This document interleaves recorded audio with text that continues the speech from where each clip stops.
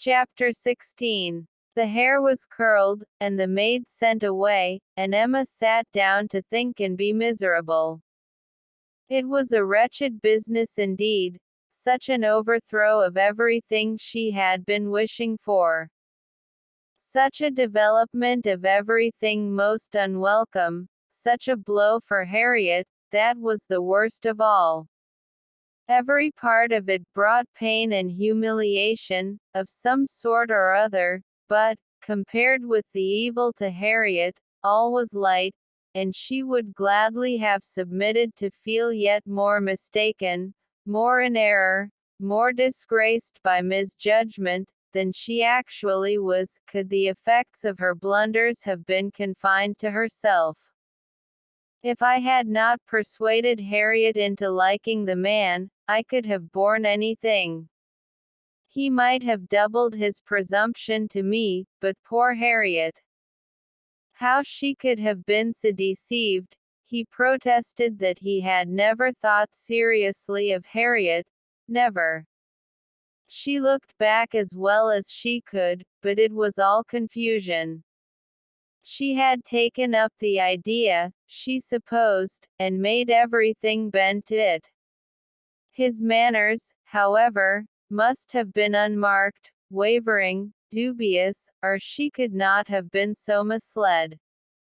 The picture, how eager he had been about the picture, and the charade, and 100 other circumstances, how clearly they had seemed to point at Harriet.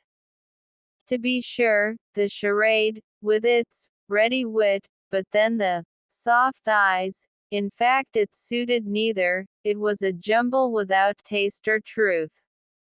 Who could have seen through such thick-headed nonsense?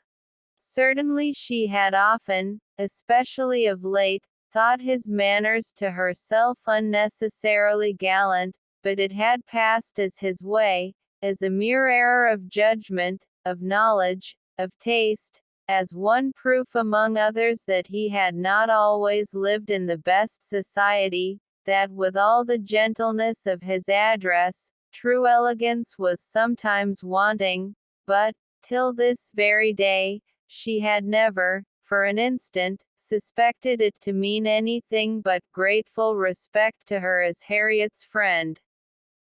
To Mr. John Knightley was she indebted for her first idea on the subject, for the first start of its possibility. There was no denying that those brothers had penetration. She remembered what Mr. Knightley had once said to her about Mr. Elton, the caution he had given, the conviction he had professed that Mr. Elton would never marry indiscreetly. And blushed to think how much truer a knowledge of his character had been there shown than any she had reached herself. It was dreadfully mortifying, but Mr. Elton was proving himself, in many respects, the very reverse of what she had meant and believed him, proud, assuming, conceited, very full of his own claims, and little concerned about the feelings of others. Contrary to the usual course of things, Mr. Elton's wanting to pay his addresses to her had sunk him in her opinion. His professions and his proposals did him no service. She thought nothing of his attachment, and was insulted by his hopes.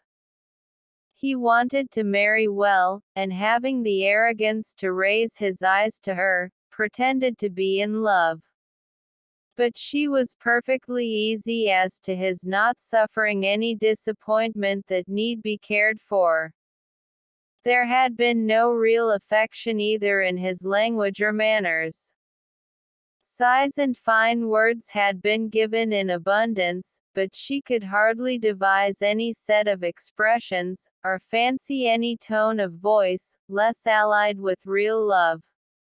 She need not trouble herself to pity him. He only wanted to aggrandize and enrich himself, and if Miss Woodhouse of Hartfield, the heiress of £30,000, were not quite so easily obtained as he had fancied, he would soon try for Miss Somebody else with 20, or with 10.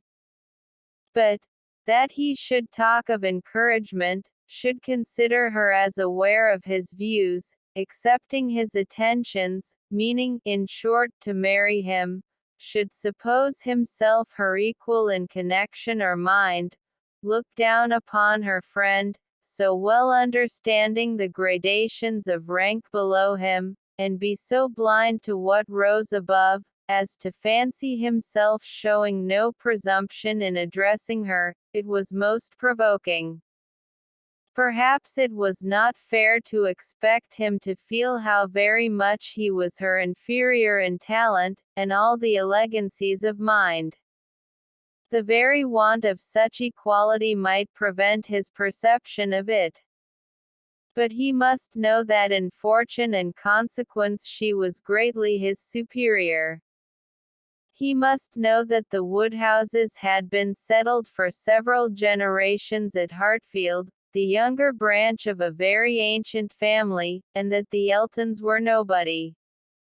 The landed property of Hartfield certainly was inconsiderable, being but a sort of notch in the Donwell Abbey estate, to which all the rest of Highbury belonged. But their fortune, from other sources, was such as to make them scarcely secondary to Donwell Abbey itself, in every other kind of consequence. And the Woodhouses had long held a high place in the consideration of the neighborhood which Mr. Elton had first entered not 2 years ago, to make his way as he could, without any alliances but in trade, or anything to recommend him to notice but his situation and his civility. But he had fancied her in love with him, that evidently must have been his dependence. And after raving a little about the seeming incongruity of gentle manners and a conceited head, Emma was obliged in common honesty to stop and admit that her own behavior to him had been so complaisant and obliging, so full of courtesy and attention, as, supposing her real motive unperceived, might warrant a man of ordinary observation and delicacy, like Mr. Elton, in fancying himself a very decided favourite.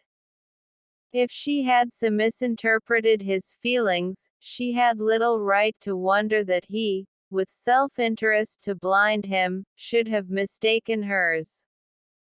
The first error and the worst lay at her door. It was foolish, it was wrong, to take so active a part in bringing any two people together.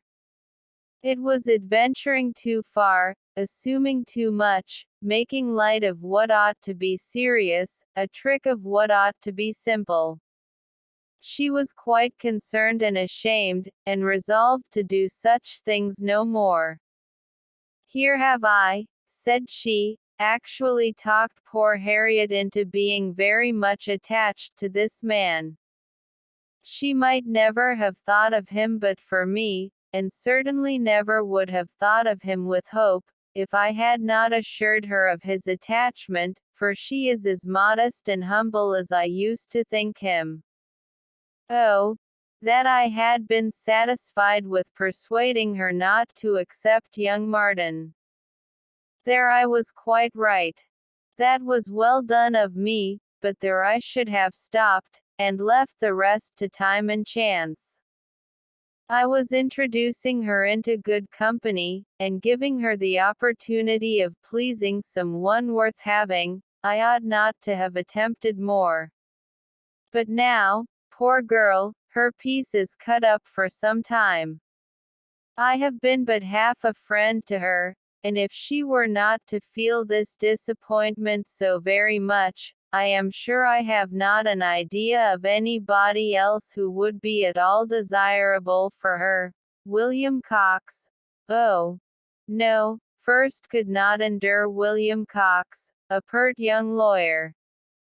She stopped to blush and laugh at her own relapse, and then resumed a more serious, more dispiriting cogitation upon what had been, and might be, and must be. The distressing explanation she had to make to Harriet, and all that poor Harriet would be suffering, with the awkwardness of future meetings, the difficulties of continuing or discontinuing the acquaintance, of subduing feelings, concealing resentment, and avoiding éclat, were enough to occupy her in most unmirthful reflections some time longer, and she went to bed at last with nothing settled but the conviction of her having blundered most dreadfully.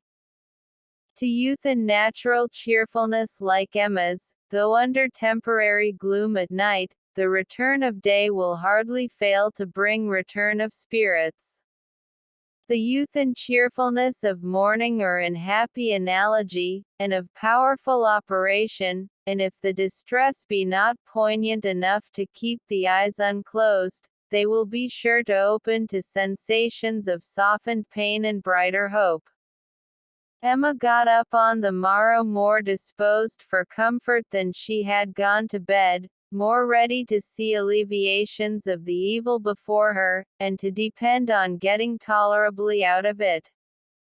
It was a great consolation that Mr. Elton should not be really in love with her, or so particularly amiable as to make it shocking to disappoint him, that Harriet's nature should not be of that superior sort in which the feelings are most acute and retentive, and that there could be no necessity for anybody's knowing what had passed except the three principals, and especially for her father's being given a moment's uneasiness about it. These were very cheering thoughts, and the sight of a great deal of snow on the ground did her further service, for anything was welcome that might justify their all three being quite asunder at present. The weather was most favorable for her, though Christmas Day, she could not go to church. Mr. Woodhouse would have been miserable had his daughter attempted it, and she was therefore safe from either exciting or receiving unpleasant and most unsuitable ideas. The ground covered with snow, and the atmosphere in that unsettled state between frost and thaw, which is of all others the most unfriendly for exercise, every morning beginning in rain or snow, and every evening setting into freeze, she was for many days a most honorable prisoner. No intercourse with Harriet possible but by note, no church for her on Sunday any more than on Christmas Day, and no need to find excuses for Mr. Elton's absenting himself.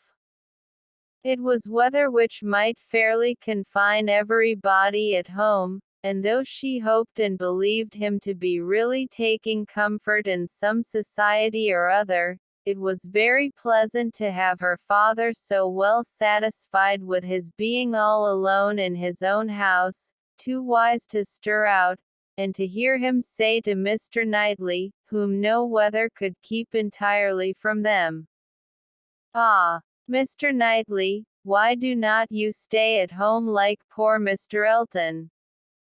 These days of confinement would have been, but for her private perplexities, remarkably comfortable, as such seclusion exactly suited her brother, whose feelings must always be of great importance to his companions.